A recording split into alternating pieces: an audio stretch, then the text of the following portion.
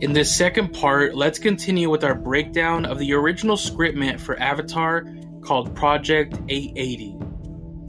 This time picking up during the moment Josh Sully, as he's called in this story, is arriving to Pandora for the first time. On Pandora, Josh meets a group that is quite different from who Jake meets in Avatar, but first he discovers how deadly Pandora is. As he is disembarking from the shuttle, there's a shriek from the jungle, and giant sentry guns spray fire into the darkness. Immediately, we see that Hell's Gate is a place that is under constant siege. At the base, Selfridge greets the newbies and gives them the speech that Quaritch gives in the film. He also drops some heavy info. No one gets the flu on Pandora. See, the planet's thick biosphere has managed to create antiviruses for every single virus the humans bring with them. The RDA is actually bringing those antiviruses back to Earth and curing the common cold. It's an example of the depths of what Pandora can offer. Selfridge next introduces everybody to Parrish, the bioethics officer from ICA. He's there to make sure that the RDA is following all the rules, and he's heavily on the take. It's a more nuanced view of how this stuff works. The RDA games the system in Project 880 as opposed to being just straight up evil in Avatar.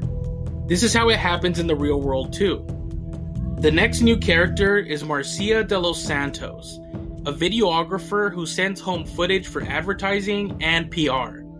Next is Geese, the head of the Avatar program. This is not Grace Augustine from Avatar, but rather a new character and her superior. Finally, Josh meets Quaritch, and right from the start, doesn't like him.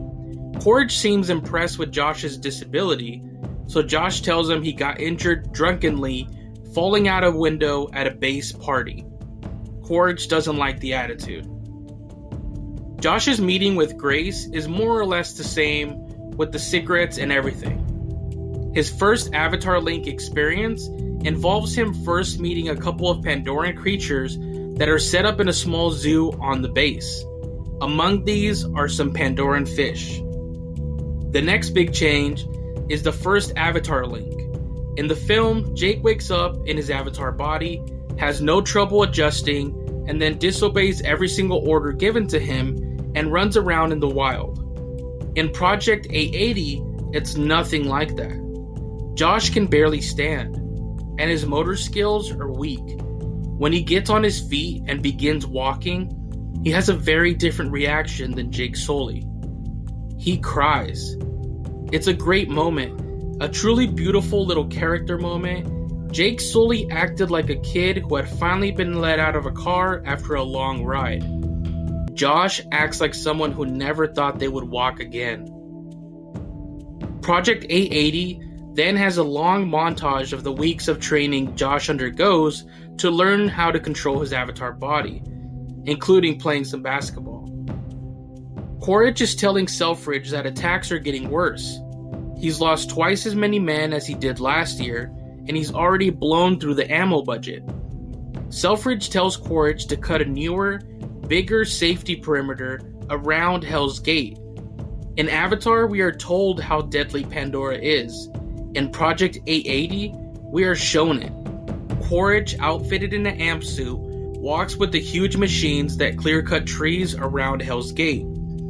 He sees the forms of Na'vi in the woods and fires on them. Sting bats attack him and he splatters them. Then nettle plants shoot little needles at him. We see the planet attacking the humans, and we see Quaritch having a good time killing the planet. The Avatar drivers are presented as sort of MMORPG players. They all eat together in the mess hall, and they're served by a guy who seems like a drug addict, but it turns out his story is crazier, and the fact that he was left out of Avatar is mystifying. The guy is Hegner, and he used to be an Avatar driver, until his Avatar body was killed by a Slynth. We don't see these in the movie, but we do finally get a description and image of them with the world of Avatar visual exploration. But his Avatar body wasn't just killed, it was eaten alive. The shock of experiencing his own death and then the withdrawal from his avatar has left Hegner a shell. Later in the film, it's revealed that Hegner committed avatar suicide because he had fallen in love with the Na'vi girl and married her, and she was killed in an incident where 5 Na'vi were shot by human soldiers. This incident caused a rift between the Na'vi and the RDA humans, and is the reason why the avatars are no longer working with the Na'vi.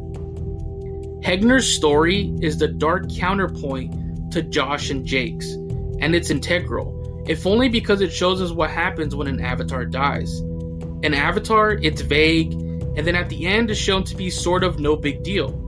With Hegner, we see that it's a major issue and is about more than inconvenience. Hegner's failed romance also reflects Sully's coming romance, and it establishes the idea that going native is actually an issue and not something that begins with Jake. So that's where we will leave off in the second part in our discussion as we go through Project 880.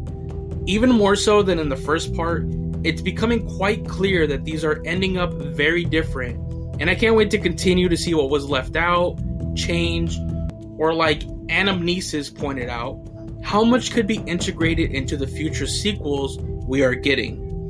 But if you like this video, make sure to give it a like as that helps us out, and if you're new here, make sure to subscribe and hit the notification bell to stay up to date on all my future Avatar videos. Thank you for watching, and I'll catch you all in the next video.